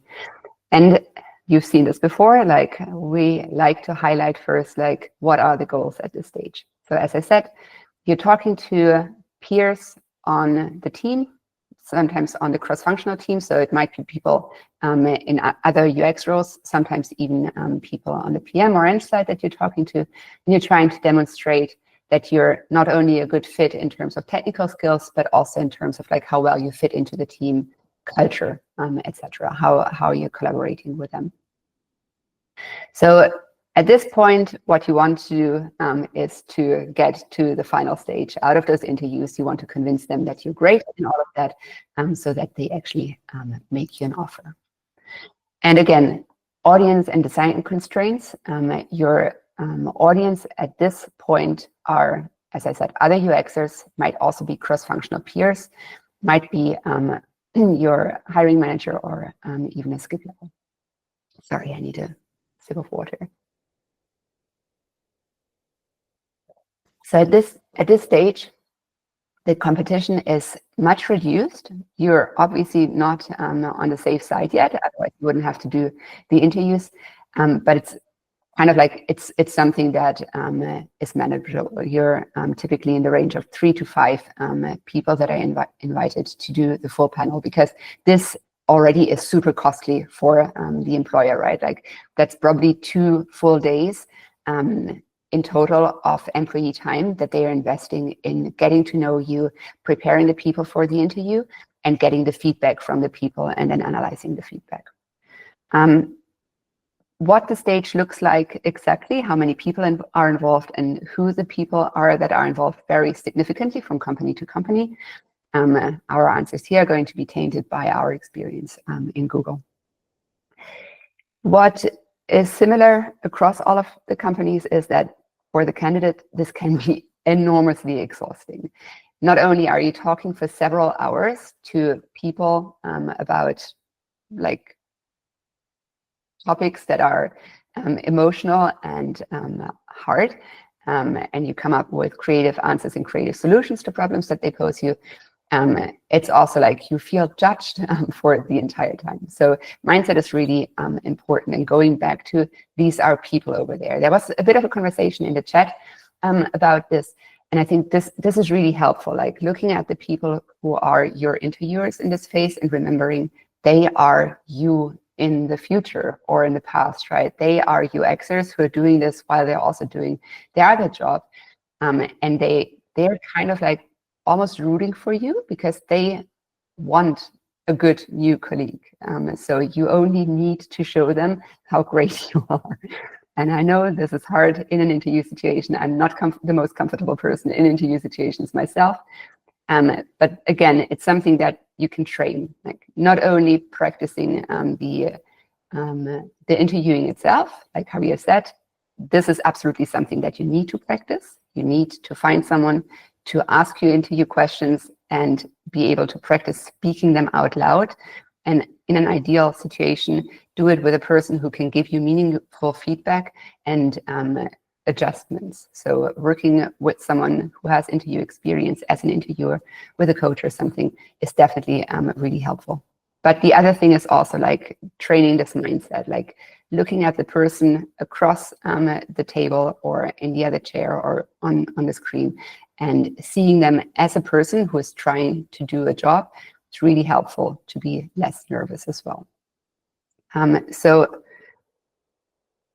going into the interview, coming on site or on screen, and making sure that you get to offer stage. For that, it's really important, to understand the process of the on-site, what is going to happen, and how to best prepare for it beforehand. There's probably going to be a presentation, we're going to look at that, and then there's going to be interviews with a range of different people. So again, one trick at this point is also to remember that the recruiter at this point is invested in you, right? Like they've picked you already as like one of the candidates that they are going to present to the hiring manager. That was their goal initially. And your goal is now to actually get a thumbs up for hiring you, because then for them, the project is over. So they are really invested in helping you present your best side and making this a success. So ask them many questions, like ask them how to best prepare, what you need to know. They're going to share a lot of information about that stuff. And a lot of people make the mistake of like treating the conversations with recruiters as kind of like an interview scenario where they don't want to appear weak or unknowing or anything, but treat them instead as a resource. Like they are going to give you all the information that you need to make a really good impression and have a really good day of interviews. So ask them. Ask them about the requirements for the day, understand what that is. Sometimes that's a take-home exercise. And again, ask them about like how to best do that, like what successful candidates did before, how much time they invested, etc. And if they can share it, they're probably going to share it. You're probably going to also have to do a presentation and or a whiteboard exercise. Ask them if this is going to be a one-off where you talk like once to the entire group of people, or whether you're going to have to do that multiple times with different groups of people. Ask them about who is going to be there so you can do your homework and again, research what you can find out about those people. Maybe they are active on social media, maybe they are publishing.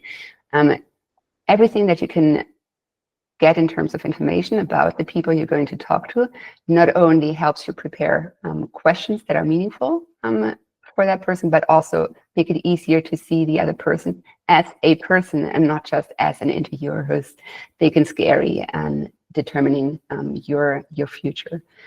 So really humanize them by finding out what you can about them.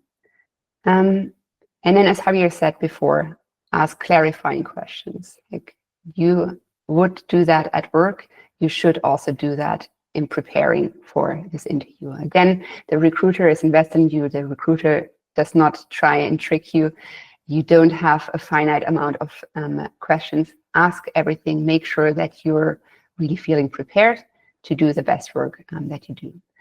I want to quickly touch on one thing here that came up in previous open doors, which were discussions about if you have a take-home exercise to do, and it feels like they are actually making you work for free, doing stuff for them that's not just the exercise. So in an ideal scenario, you will get a clearly hypothetical task work on, because the employer will also not want to be in a situation where you can afterwards claim, well, this is actually work that I did for you and you're using it. So in an ideal scenario, you're going to get a hypothetical scenario and they are going to time cap how much time they expect you to spend on it. If it feels like that's not the case, my recommendation would be to research what other candidates experience with that particular employer was like. If that is something that is common, if it sounds dodgy, you want to think about if it already sounds dodgy at this point, do I actually want to work for them? That's a signal for you as well. And if you can bring this up, maybe like say, this actually sounds like a lot of work. I'm estimating this is going to take me X amount of hours. Not really comfortable doing that for free. Maybe you can arrange an hourly fee or something to do that anyways, if you feel comfortable doing that. But so my thing here is like, if it feels dodgy, it shouldn't, right? Like it should normally be something that is clearly time capped and doable as a whiteboarding, as a homework exercise. And it should not be significant work that they are going to use then afterwards. For the presentation, you're usually going to have a presentation to the people you're also going to have interviews with and the hiring manager. And that's where you really want to invest time to shine. This needs to be something that is really polished and kind of like up-level extension of your portfolio, where you really demonstrate why pick me, right? Like what am I fantastic about? And so you really want to make sure, that you spend a significant amount of time on that presentation and get it really right in terms of like how you tell the story, how engaging it is, how nice it looks. But you also want to practice your presentation. You want to practice that before people. You want to get feedback on how engaging it is, not just rely on your own impression of that. And you want to make sure that it flows, that you can really also understand how much time it takes, so you can adjust it if there is a limit for it, and stay within that on the day of the presentation.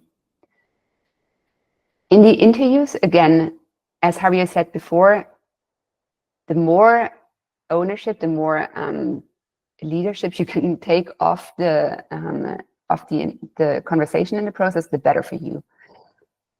As I said before multiple times, prepare those stories, those anecdotes, those answers to typically asked questions. Practice them. That allows you to make sure that the time in the interview stays on stuff where you can shine and show how good you are.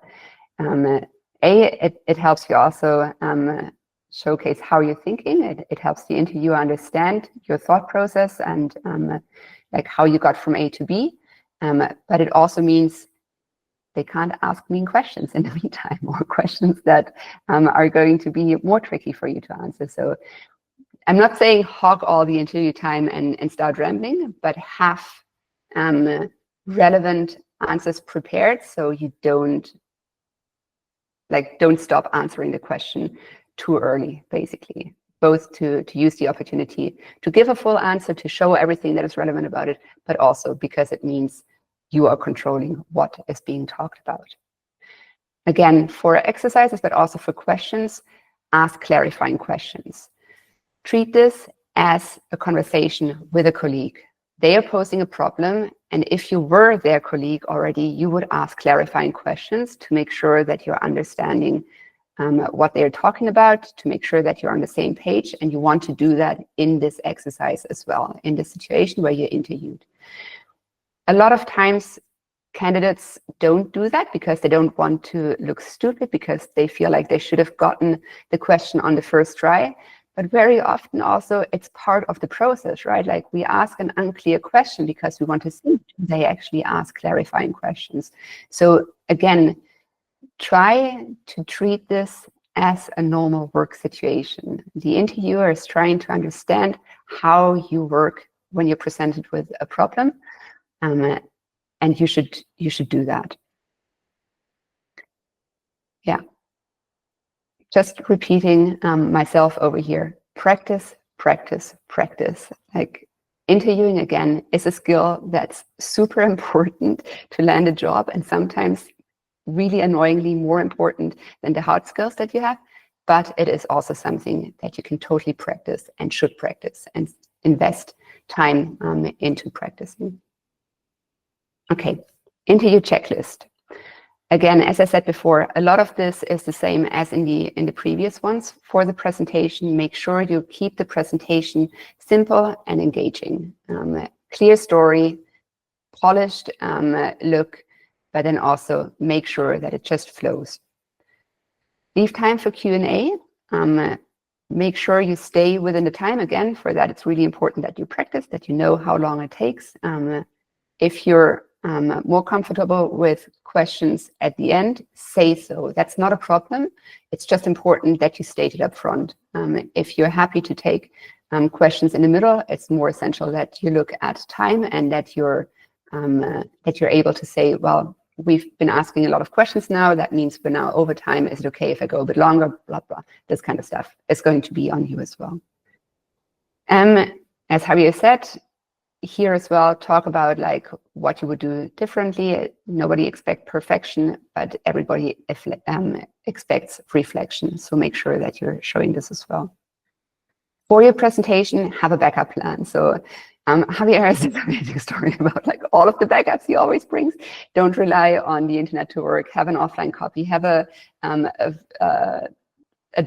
flip drive with a copy. Javier, I think, had them printed out. Like, have your backups. For the Google interview, I even printed them out and I had like a bag with printed out presentation in case there would be no electricity. You're likely never going to even need your plan B, but you're going to be so much more relaxed coming in if you know you have a plan B. So for this occasion, a plan B is a really good thing.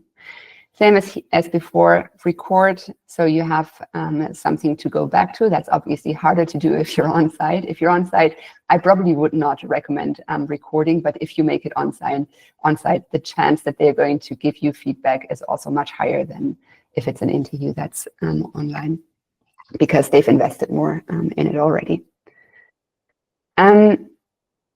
Again, not a practice round. Make sure you do all the practicing before. Like, this is really high stakes now. You're so close to the goal, so make sure you did the preparation up front. If it's online, all of the same hygiene things as before apply. The most important piece for this one is make sure that you look after yourself in the time before, and that means sleep well, eat well, exercise, do yoga, do meditation, do whatever kind of like centers you and like helps you be your best self in that situation. And you can't just do that the day before. It really means you need to look after yourself throughout this entire process. Going back to what Javier said before about the mindset, know what the things are that you can influence, accept the things that you can't influence, and don't waste time on it. Time box also the stuff that you can influence, and make time to look after yourself throughout this process. The yoga, not just the day before, the yoga or whatever helps you be centered, be your best self. Do that every day throughout that process, even if you don't have the interviews yet. That's really the most essential piece to go into the interviews, being your best self and being able to see the other person as a person, having a conversation, not feeling judged or grilled or whatever, but being relaxed and being a good interviewer, which again is a skill that's learnable and unfairly a skill that's so important to get an offer. But you need to have the mental capacity to learn it and to do it. So look after yourself. I think I said it a couple of times now. It's very, very true and very important. Awesome. And if you look after yourself, you are eventually going to go to offer stage. And Javier is going to talk more about this now. Exactly. Let's talk money. It's always I talk money. That's normal. I'm Swiss, so that's what we're good at. All right. We are. You did the interviews, and they decided they want to hire you. The recruiter calls you to say that congrats, we want to hire you. You're still interested, and if yes, can we talk about money? So can you share, like, what are your salary expectations? Can you share that in the chat?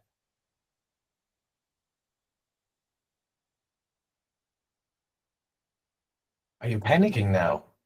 You not want to share your salary expectations? Jens is sharing something. Good, Jens. Good job. it is important that you think about your salary expectations before and that you can state them. Okay. So the goal at this stage is for you to figure out how much they are willing to pay, total compensation, salary, bonus, equity, perks, whatever it is. And you need to figure out if what they're offering is like actually meeting what you want. And then you need to decide if you want to sign the offer. And here in bracket, important, no matter if you have intentions to stay long-term or not. I'm going to talk about this more because I think it's important. So this is something you should prepare beforehand to have some idea, because you might be asked, what do you want to earn?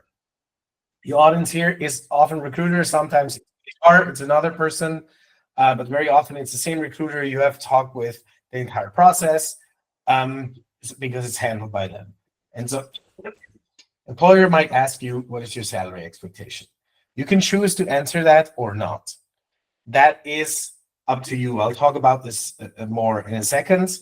But very often employers ask you, what is your salary expectation? They might also give you an offer. They might say, we pay this. Sometimes that offer is final, sometimes not. Sometimes they will tell you, this is what we pay. It's take it or leave it, right? It's not negotiable. Personally, I think that's a good thing, because there's research showing that men negotiate harder in those phases than women, and that companies create a salary gap in hiring because of that. And so that's why, for instance, at Google, they killed the negotiation stage. They basically tell you what they're paying, and if you don't want it, you can leave it. But it's not, they're not negotiating. At least not for normal people like us. I don't know how it is up there. I'm sure that's different. So that means negotiating, and like, know, like how you are with negotiating. I'm not particularly good at that. I don't like it. Like when I went to vacation for my honeymoon in Egypt, and they wanted me to negotiate everything, even if I would buy a box of chewing gum, that was not something I did like. But you might need to do it, so it's also something you can prepare for. How should you prepare for the entire offer stage? Understand compensation, do some research, like how much do people in your role earn in that location with your experience. So these are the three important things: role, experience, and location, because salaries depend on the location, right? If you are a UX researcher, a junior UX researcher in the Bay Area, you will earn more than if you're in Idaho. That's what it is, because cost of living is cheaper, so it's different salaries. You need to do some research. Sometimes companies post their salary brackets. Some places require it. I think in California it's required or something. And some places encourage it. Like in UK, for instance, you see it sometimes, you don't see it, sometimes you don't. So it's slowly changing. But do some research. Maybe you had a job before, so you know what you earned, right? And then you will naturally anchor on that. It's not always the best thing to do, because sometimes you might have earned way too little, and then you're anchoring on something really low, or you might have been overpaid, and then you're trying to replicate that salary, but it's no longer reasonable, and you lose possibilities. So do some research, figure out what can be expected. Always look at the total compensation, right? Sometimes people anchor a lot on the base salary, basically what you get paid month by month. But some companies have a really high bonus, or they give you a lot of stocks, and that compensates for some of the lower base. So you need to look at the total compensation to be able to compare and understand what is better. I said salaries, companies sometimes post the salary ranges, so that's good. And an important decision is, do you want to communicate your salary expectation, or do you want the company to tell you what they pay? It's a personal preference. I can't tell you right or wrong here. What I can tell you is that when you get asked, what do you want to earn? You can answer, and I know people who did that. I don't want to tell you. Why don't you tell me what you pay for someone of my profile, with my education, my experience in this location? And then I will tell you if I want to work for that money. You can say that. It's not outrageous, right? For them to give you an offer. Obviously, they afterwards will tell you what they want to pay, right? And if that is much lower than what you want, you will have a harder time negotiating it up. So it is a little bit, that's kind of like a game. Personally, I'm not somebody who likes to say, I think companies should say what they pay, and it should be fair, right? It should matter like what skin color you have, if you're man or woman or whatever, it should be the same for everyone. They should be able to tell you before. It should not matter on what you say that then suddenly they adapt it. But at the end, that's a little bit up to you, and also a little bit depends on how desperate you are, right? Because some of you might be looking for a job for a period of time, and it might be financially difficult, right? And then you might go like, well, I'll take whatever they offer me. And that's fine too, as long as you say, well, then later on, I will improve it by looking for another job. And so this is my last point here, and I think that's super important. The times of one-sided loyalties are over. Companies have the right to lay you off within one day to the other, and they're doing it. You have the right to quit the job from one day to the other, and you should do it.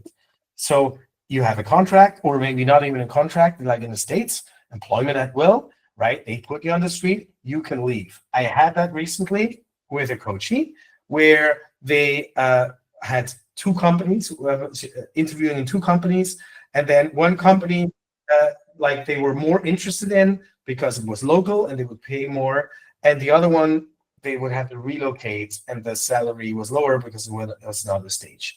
And they asked me, what should I do if the company offers me the job that I want less? And I said, then you sign that contract because you really need a job.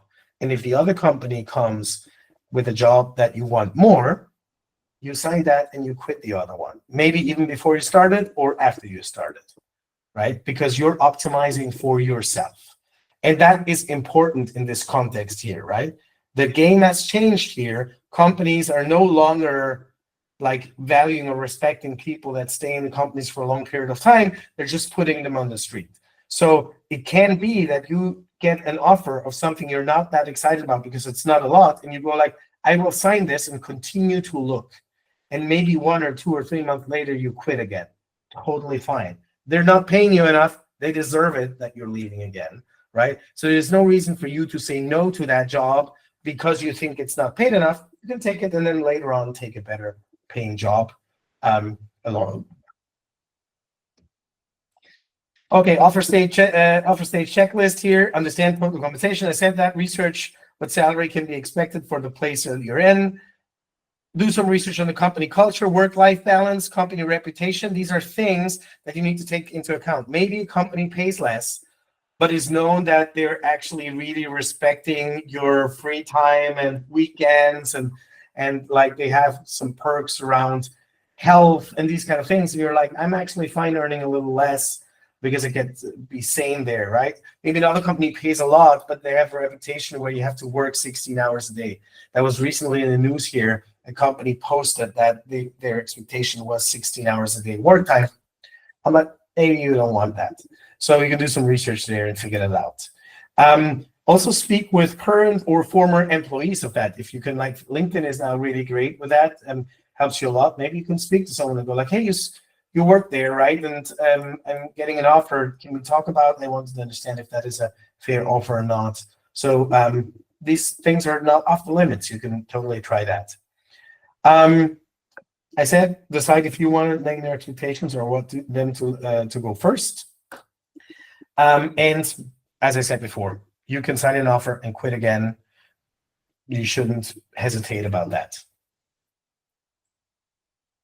And that was it. That was the entire flow. Oh my God. Like listen to how long it took us to go through that. Now imagine you have to go through this multiple times. So yes, this takes time. Again, you can contact us on LinkedIn. We have another 25 minutes. So if we want to take live questions. We also have a ton of questions in the QA that people have selected over. Let's do that because was that with voting? Oh yeah, with voting. Yeah. Okay, cool. So I want you to take the first one so I can clean my nose. So the first question is, what advice do you have to sound more senior during interviews? I feel like I lack the vocabulary to do justice to my real experience during an interview. Yeah, I think for me, that's going back to what we talked about before, about sharpening your profile, like really being able to talk about, look at for yourself. And I think that actually for me is a benefit of the portfolio as well. It's an opportunity to kind of like understand how much you actually did for yourself, because I feel like oftentimes our lack of vocabulary is also because we don't brag enough, right? So sitting down and analyzing your resume and your portfolio for yourself, describing it for yourself in bragging terms first, and then polishing this, like practicing it, looking at like what stands out about you, what makes you different from other candidates, what are things that maybe peers and managers previously said about you, highlighted about you, praised about you, and own that. And again, practice, practice, practice. It becomes easier if you've done that a couple of times, and especially if you've done that before other people. Like it becomes less cringe after the fourth time you told a friend about how great you are, when they don't break down laughing and go, "Oh my God, you're so full of shit," because actually you probably are much better than you think you are. So, yeah.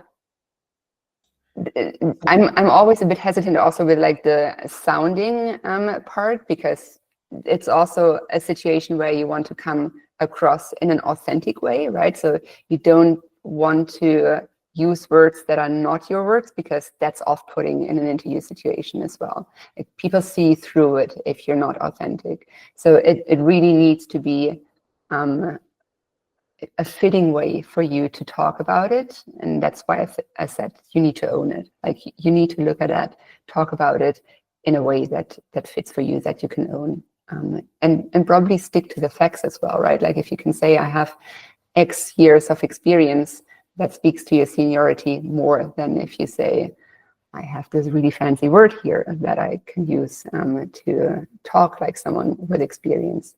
I'd find personally the first more convincing. I hope that helps. Cool, thanks. Listen to Nina telling people they should brag.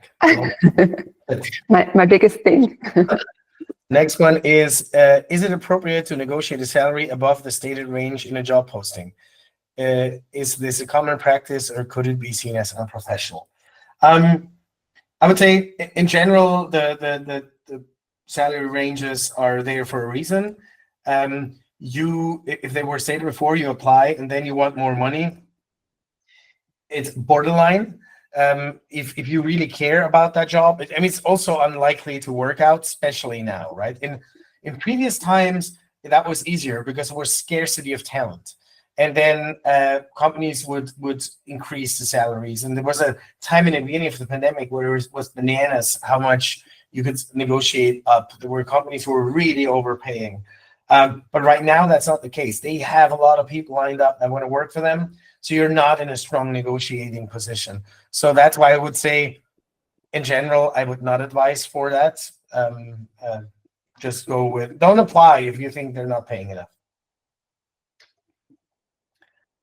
You're muted, Mina. I just reordered the Q&A also by votes. I think it was by oldest before. So yeah, you refresh that. Okay. Top, do recruiters read cover letters? So the short answer is most don't. Javier got into a heated argument on LinkedIn the other day with a recruiter who was pissed about candidates submitting without a cover letter, but he's a singleton. So by far, no, not by far, all of the recruiters we spoke to said, no, don't do a cover letter unless it's specifically asked for in the application or in the job opening. Nobody has time, like, as we said before, they get hundreds and thousands of applications. What they're looking at is the resume. What they're looking at is the portfolio of those resumes that look interesting. Nobody has time to read a cover letter. So unless they specify that they're expecting a cover letter, don't waste your time with that. And it's better to invest that time in your CV and tailor it to their job posting, right? Instead of writing the cover letter, make sure that they see in your CV very quickly that you're a match. Cool. Next one. Can you tell more about a good UX research portfolio? What is a good format for it, especially when you have worked with a lot of confidential data? So a good research portfolio shows the research process, right? Typically, what is confidential in research is the concrete, like insights or the concrete numbers, so you can blur some of that out or make it more high level. Recently, I've seen someone who did that really well, where they just replaced, they just created a made up chart with made up numbers where the direction of the numbers were correct. And they said made up numbers, right? It's just to understand the idea of the output. Um, you show all the phases, as I mentioned. I think a good research portfolio, in my opinion, is in a presentation format where you can go through slides and it tells a story. Because a portfolio, you're not talking to it. You need to include your voiceover that you normally do in those slides, either like as elements or maybe as speech bubbles or whatever. But it tells basically that story when you go through it to understand what somebody did. But I don't think it's significantly different from the presentation that you're using to walk through your portfolio in an interview situation, with the addition of you needing to make sure your voiceover is included. We skipped one question. Is it okay to have a 2-column resume? I hear from people that it's not accepted by ATS. And our very clear answer here is you do not design for ATS. We said that before. ATS are not looking at your resume. You design for a human recruiter, and a human recruiter is going to look at a 2-column resume as well as a 1-column resume. They don't care as long as the information in there is easy for them to find and relevant. So you want to have a tailored resume that speaks to how your profile, how you as a UX professional fit the requirements of the job at question. ATS does not come into play. Ignore ATS. I highly recommend watching that video that Nina put in there, because it was with a principal recruiter of Uber, and it was really enlightening how she talks about things and how she explained it. It's like 14 minutes. So everyone who has concerns about ATS, please watch that video and then stop designing for ATS. All right, next one is, can you tell me more about a good UX research? No, that we did already, sorry. How should the UX researcher's portfolio look like? Oh, we had that already. That was the same. What is the best way to stand out in an application that doesn't relate to your experience? I have amazing experience, but so do a lot of people. So trying to figure out how to stand out from those people. So if I understand that correctly, Leah, the question is, you're applying for a job where you have a lot of experience being, for instance, a designer, but it's a job, I don't know, in health, and you never worked for health. So assuming that is what you're saying, there's 2 things here. One is you can apply to those jobs, but you should know that you lacking core experience that they're asking for, if they're really asking like previous experience with health and you don't have that, the chances you getting that job is low because of the competition. The chances are high that people will apply to a job that have this experience, right? So I wouldn't go crazy about tailoring your CV for that particular job because of exactly that problem. That being said, you obviously have transferable skills that can be transferred to this new area, right? And so you can call those out. So you will see what they're looking for, and you can call out those things that you already know. If you want, you can even say, like, mention it that you're not having health experience, but you have, for instance, proven multiple times that you have switched from different areas to another successfully, and so you can try to deal with that. But I wouldn't, as I mentioned, I wouldn't invest too much time in those applications because the current market situation doesn't require employers to hire people where they take a risk. They want to reduce the risk, so they hire people with the right experience, the right background, in the right location, with the right work visa. So they have the luxury of choice. And so if you have that significant drawback, it's better to invest time in the ones where you do have a good match. Yeah, and I think just to add to that, it is hard right now to stand out. Like this market right now is really a super tough one. There are so many talented people that are applying for a limited number of roles.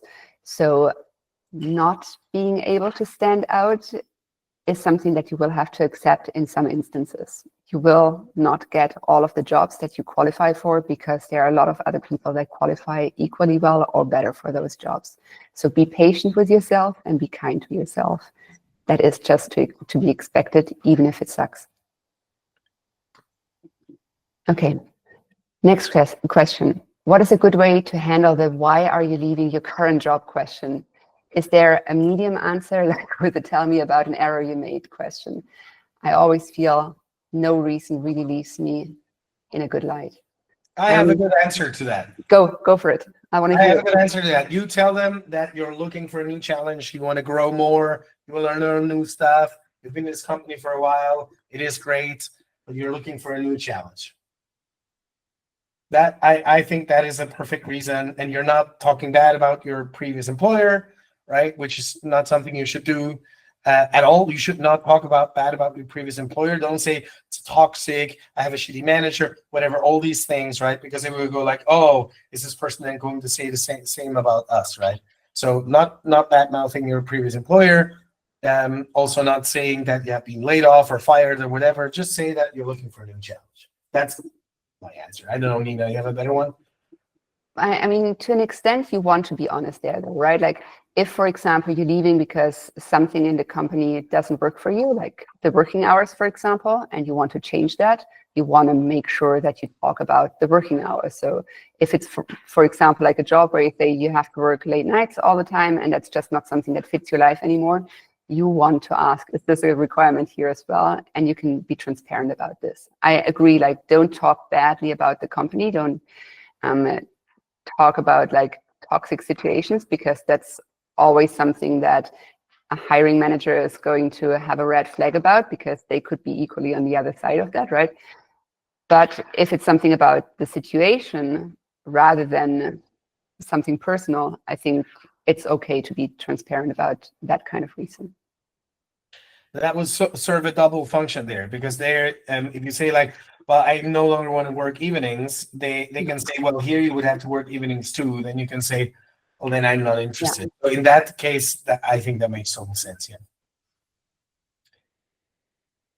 Awesome. Neil's question. Hi, Neil.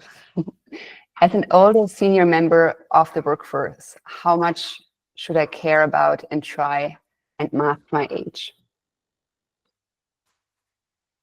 That is a really tough one. Is that Neil, because like you're suspecting that there's some ageism going on, that they don't want to hire older people? Yeah, I think it's the questions around, do they not want to hire older people, but also want to pay more junior people simply to save money?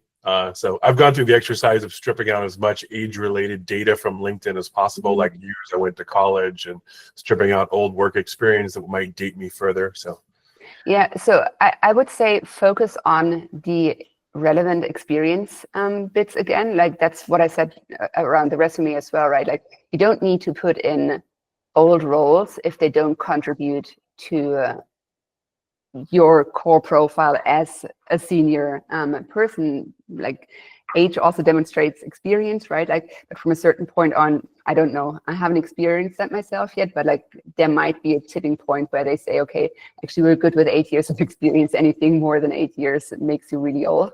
So if the job calls for a certain amount of, again, the opening calls for a certain amount of years, you want to make sure that you have those years visible in experience. But there's nothing that says you need to put in like older stuff if it doesn't add to what you already bring with your last couple of jobs, if that makes sense. You don't need to add the years to your education. You can just put in like what degree you have. If you're going for senior positions, that was a question that came up before as well. The education becomes less and less important anyway, so you can leave that out as well. I mean, if you're concerned about ageism, have a resume that is more discreet about your age and see if that lands better. But I have to say that if it is about the pay, right? If it is like, oh, they want to hire someone more junior to pay them less, I don't think you'll be able to avoid that, right? So that sounds like an overkill, like a waste of time. Like they don't want to pay more, so they want someone junior. But if it is more about like, oh, we don't want to hire too old people and stuff, like I mean that can happen. In Switzerland, for instance, it's known that your chance of finding a job decrease significantly after 55. And it's known everywhere. Like after 60, you cannot find a job. It's awful. And that's pure ageism, right? So if you want to try to avoid that and not share how old you are, and that's in that context, I understand it. But if it is really about we need junior people to save money, they are going to hire junior people and save money. You're likely not going to work for a junior salary, Neil, I guess. Yeah, I think it's more of the former, that I don't want to come off as being old and not hireable because they just simply don't want to hire older Yeah, folks. it makes total sense. Yeah. Okay. I think we have time for one more. Yeah. Can you also please share your XR portfolio? Yeah. Well, we don't have one ready yet, but maybe that's something we can do in the future. Thanks for the input. What tactics would you suggest to move from being a manager 9 years plus to principal? Oh. Well, it's a good question. It depends a little bit how long it was past that you did IC work, but you did IC work in your life, right? And so basing some of your portfolio on that could be one thing. The other thing is, as a manager, you have orchestrated stuff. And sometimes you can sell that also as more with an IC lens instead of only the managerial lens. So basically calling out things where you have organized people, rallied, led them, right? Like you've created frameworks and programs for things to happen, which is typically what principals do, right? Principals are not designing or researching all day. They're actually here to make really complex stuff happen, often with other people. So you can call some of that stuff out in a portfolio and focus way less or nothing on the managerial things, right? Because often in a manager portfolio you would have in there that you manage and so on. And so for a principal role, you don't want to call that stuff out. You focus only on the real core work. And seconding that, I have worked as a IC for the past years on a senior level after switching from a manager level. And most of the work that you do there is actually similar to manager work. You're not doing the managing, but you're doing the same stakeholder work that I did as a manager, and less hands-on tactical research work. So you can use all of that experience and use that as relevant experience for that. All right, let's call it a day. Thanks everyone for joining us for this. This is a difficult time. We have mentioned it, but we know that all together we will go through that. So we're here to help each other as a community. And Nina and I were rooting for you for your next dream job to come true, and hang in there. Wish you a lot of stamina.